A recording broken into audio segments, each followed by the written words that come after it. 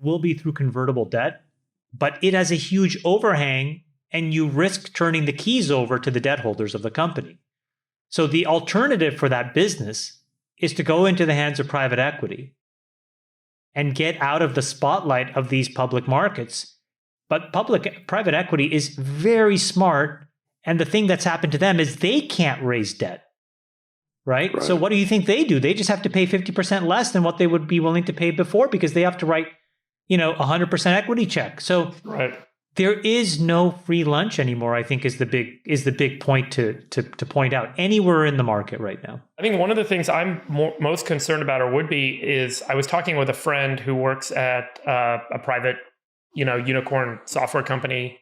And we talked about the numbers of the business. And I was like, oh, that company's probably worth X. And I gave them a number. And then I asked him how much money they've raised. And they've raised more than X. So I was like, dude, your options are worthless. Like, this is a real problem, I think, that's probably going to become very systemic for scaled unicorn software companies. What happens to these businesses, Sachs, in the market, as they kind of need another round, but the value of the company is now less than the total cash that they've raised, that all is sitting as preferred stock? Something else quickly on top of that, I think that's really good advice. The thing that, again, people should do is you should just build a little spreadsheet for yourself to understand what the alternative financing options are for people who are in the business of investing. So David, to your point, the current 3-month T-bill rate is 4%. You can buy munis now between 4 and 5% that are triple tax advantaged, right? You can buy high quality corporate bonds that are 6, 7, 8%. And so you could buy stocks that have a dividend yield of 5% of growing market-leading companies. And so all of a sudden, 5% dividend yield. Exactly. And so all of a sudden, like turning around and giving it to a company where there is no end in sight in terms of it doesn't get you to profitability is a really, really hard thing to do. I was talking to an entrepreneur, David Soloff, just yesterday, and he said it really well. He's like, listen, I'm not a macroeconomist. I'm not trying to forecast, but he's like, what I understood yesterday, this is David talking about the Fed, as an entrepreneur, the angle of attack has changed. The Fed has said this is not going to be some triangle sawtooth. It's not going to go up sharply and then come back down sharply, which is what we would all want if we wanted things to get back to normal sooner. Powell said he'd rather overcorrect and break things because he has a toolbox to fix the broken bones, but he doesn't have a toolbox to fix if they undercorrect and they have rampant inflation. I mean, not more explicit you can't get, Jason. So he's going to take rates until demand is destroyed and enough demand is destroyed such that inflation is tamed. But that has huge implications to all of us because we all have to do our job trying to build a company, trying to raise money, trying to invest money. It's just getting much, much, much harder than I even thought. So for me, I'm like, wow, I thought that we could get through the worst of this by mid-23, but now you have to plan for the worst, which means, okay, now I'm thinking that, man, rates could be higher for much longer, which means, we could be in this market till early 25. And you may say, hey, that's way too conservative. Yeah, but you have to plan for conservatism in this point. So how do I invest money right now? Honestly, I'm like, I should just put it more into T-bills.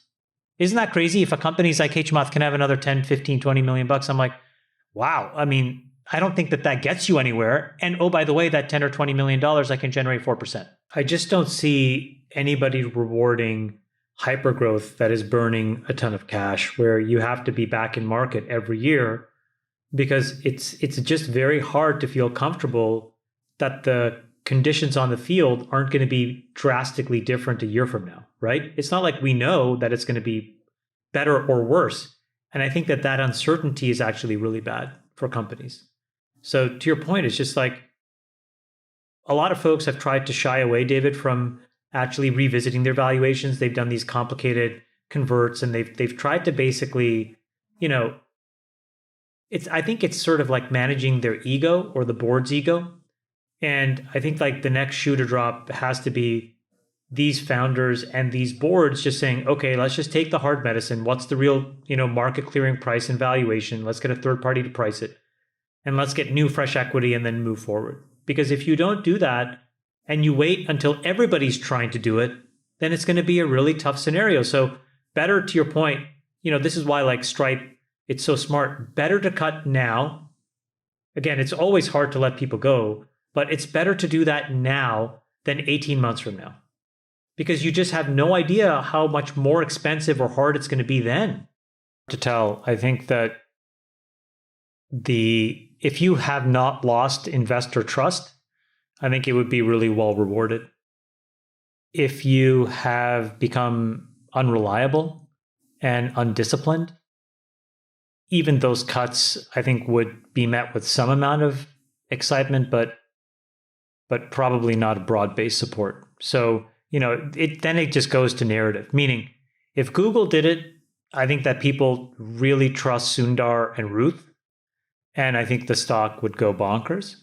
They would probably move very quickly into the echelon of Apple, and Apple is sort of a first among equals. Like they're just in a different class unto themselves. Facebook, I think, is a little bit harder because I think folks have gotten burned, and they would have to make some really, really deep cuts. But then, where do you do it? You can't capitulate on this meta strategy. But then the other part is where you make all the money. And so you have this huge morale issue that you have to manage. So it's just a really hard game to play. Just one more thought on the riff stuff. I think one thought experiment for founders is to think about, what was your plan at the end of 2019?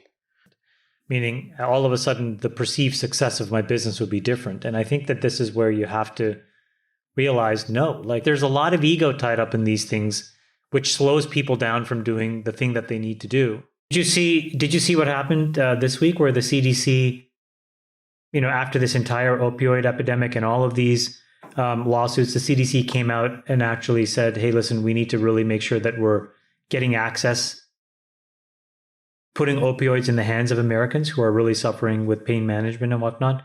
And I didn't read the article to really understand the details, but I just thought it was an incredible headline where it's like, it's so counter to the narrative of what we've been told is happening, which is like, overprescription and misprescription. If we learn, you can't go after these problems. Like stimulant prescription is now the single biggest epidemic in children. It is now twice as prescribed as contraceptives and asthma drugs. And why, Chamath? Why are we doing this? To get them to score higher on a test, to be more attentive in school? Well, it's actually this negative feedback loop where these children were miseducated during COVID. It had huge psychological and academic damage to them. Our test scores have fallen off of a cliff relative to how we used to do, relative to other countries. I think the teachers' unions have found a way to try to explain it, to basically shield themselves from any sort of critique. And so then part of that loop is then to look at a bunch of kids that are underperforming in school. And instead of saying, well, maybe these lockdowns and masking and all of these things that we implemented